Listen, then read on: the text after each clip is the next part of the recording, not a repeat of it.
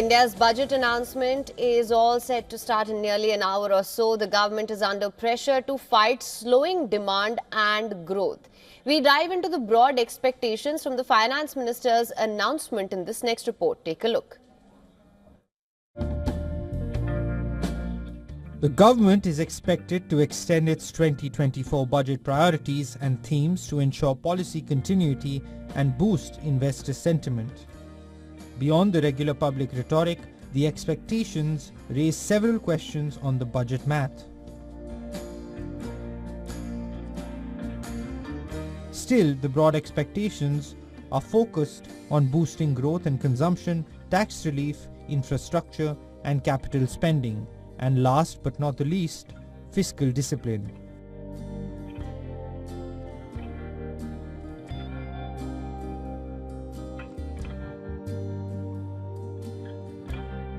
Last year, the government announced its roadmap for a Viksit Bharat. The emphasis was on farmer, poor, youth and women, with the themes focusing on jobs, skilling middle class and small MSMEs.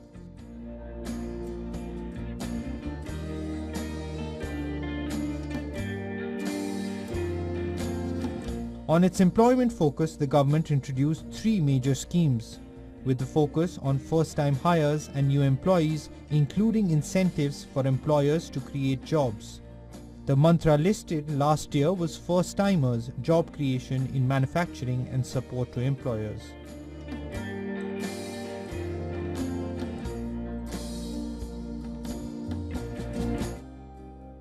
Within skilling, the government laid down an aim to train 20 lakh young people over the next 5 years, with an emphasis on the outcome rather than the academic approach. The allocations breakdown highlights the government's focus on employment, including the largest outlay for the Manrega scheme. Energy and manufacturing also look to be in the main draw. The broad trend in the previous budget showed a larger outlay for various focus sectors, and that trend is forecast to continue, with a larger portion likely to be announced.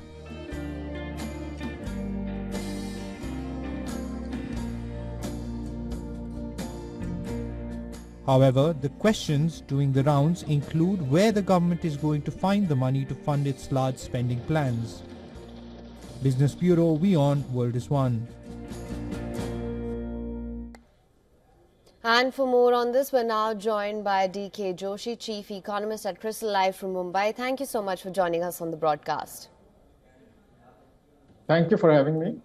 To begin with, what are your key expectations from the budget in terms of fiscal policy and inflation control? Well, I think as far as the fiscal policy is concerned, government had laid out some sort of a medium-term path where they want to reduce the deficit to 4.5% of GDP by 25-26. Now, the issue is that if you look at the global context, there are rising risks, not only geopolitical, but also from the tariff side. So the global environment is not very supportive of growth. So in that case, we need to pull the domestic levers of growth. And the one domestic lever of growth is the fiscal policy. And here, I think the budget becomes very, very important driver of India's overall fiscal policy. I think states also play a role, but the central government starts the process. Now, so I would say that they might stagger the deficit reduction a little bit to have some more money to spend on infrastructure, on supporting consumption, etc. So that's the broad direction of fiscal policy. By the way, from 26-27, they propose to move to a different benchmark, which is not fiscal deficit to GDP, but debt to GDP.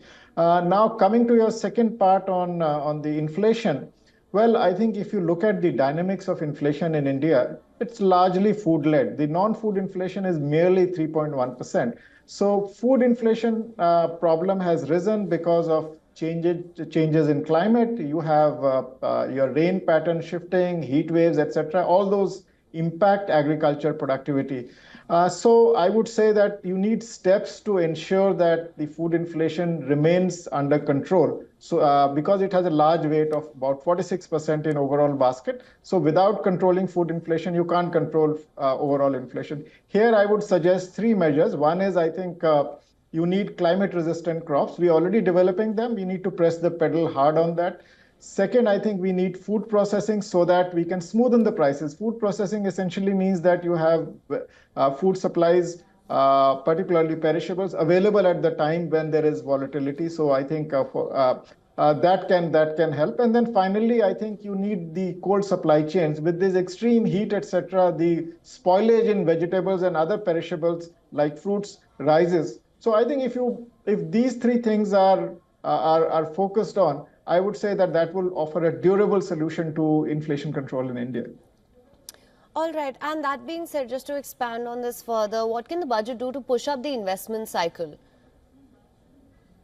Well, I think there are three drivers of investment. One is the public sector, which is the government. The second is the private corporate sector. And the third is the household sector. So what we have seen in the post-pandemic recovery is that government has been doing its part in terms of creating more infrastructure, which has higher multiplier effects on the economy. Household investment has also been good because the real estate sector has revived.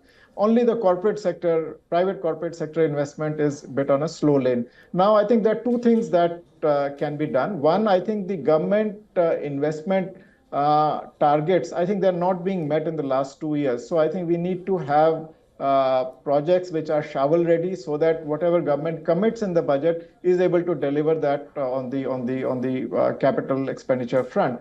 And then I think so this will reduce the time and cost overrun. So basically you need shovel ready projects, a pipeline of those.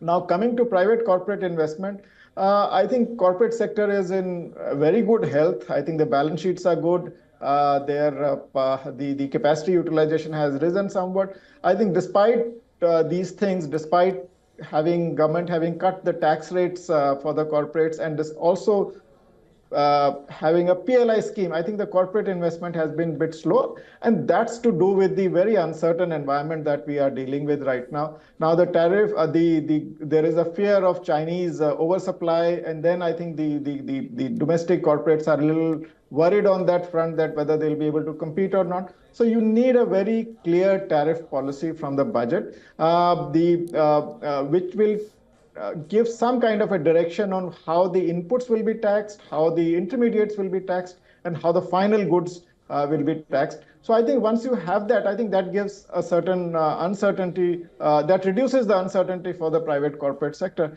And then I think, so my sense is that the PLI schemes, etc., will support private investments going ahead over the long period of time. The issue is how do you push that fast? And here, I think what economic survey alluded to, which is deregulating the economy, more reforms, I think these are the things which will lead to a durable uptake in private investment so that the government is in a position to hand over the baton to the private corporate sector.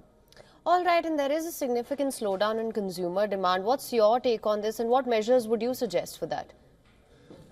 Well, I think consumption demand has been pretty uneven. I think sometimes it is the high income category versus low income category. Sometimes it is urban versus rural. In 23-24, we had the rural demand was weak and urban demand was strong. In the current fiscal 24-25, we have urban demand weakening and rural demand remaining strong. So I think now, so the immediate concern is to address the urban demand issues. Here, I think there is no, the eventual solution to firing consumption demand is to create higher incomes in the economy, to create more job opportunities, etc. But in the near term, the fiscal policy can play a role to support that, support the consumption demand. And here, I think what is being talked about is some kind of a tax cut for in the direct taxes for urbanites, which will largely benefits the urbanites. And I think so we could expect some tinkering in the income tax rates. The second is the government can also support consumption, at the same time create assets by supporting building of houses, the Awas Yojana, urban and rural. So that is actually, it's not a giveaway, it's not a freebie, but you are actually creating assets also in the process. So that is the second route which the budget can use. And I think beyond that, I think if food inflation comes under control, which it is moving down right now, I think you will also, and the fiscal policy, as I said, I think is going to be is not going to be very expansionary. In these conditions, we could see RBI cutting rates, and that would help the urban shore up the urban demand going ahead, because credit penetration is higher in urban areas.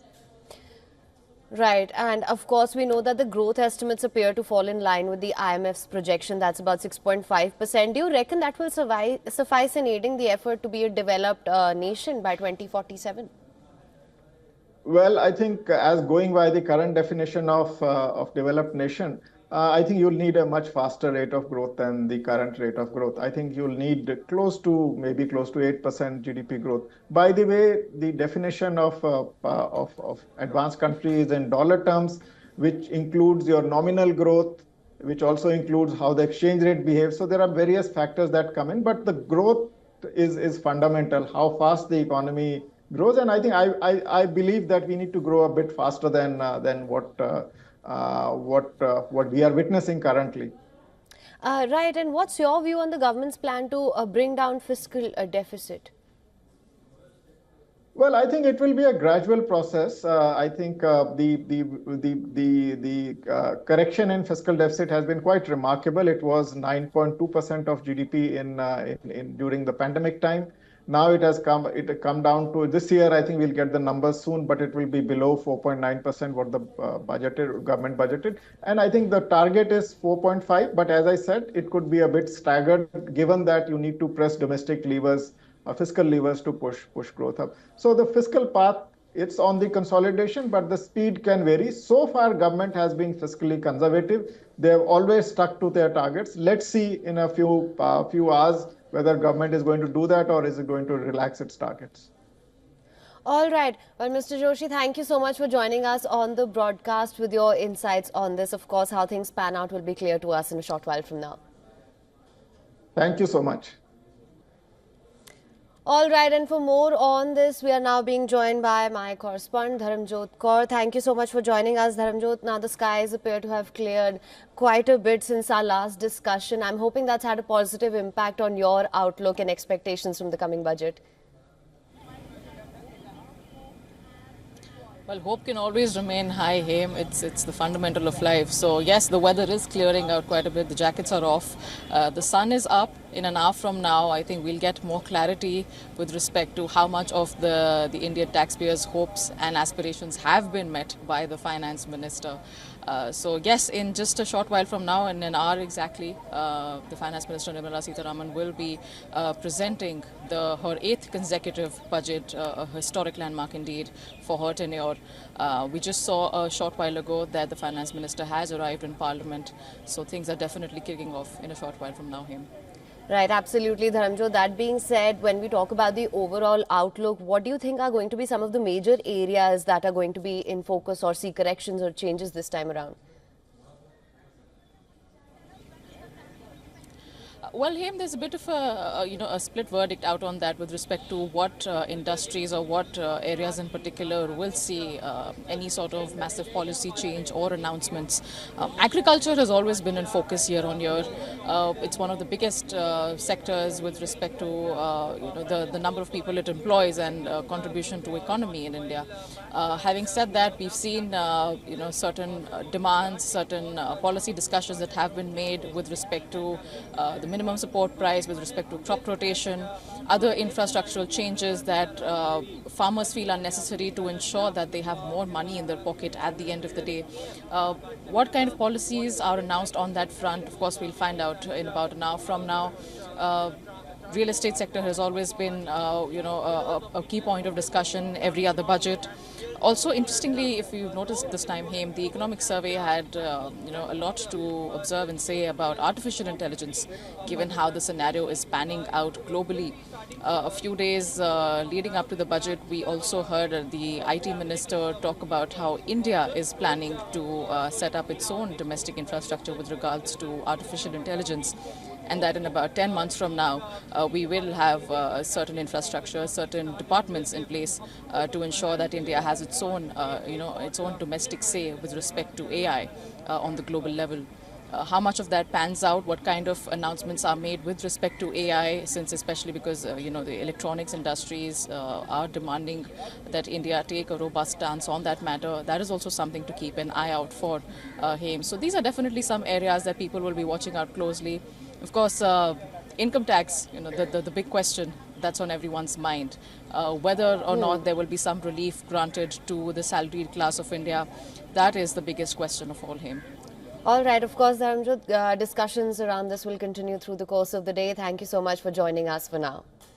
For latest news, download the WION app and subscribe to our YouTube channel.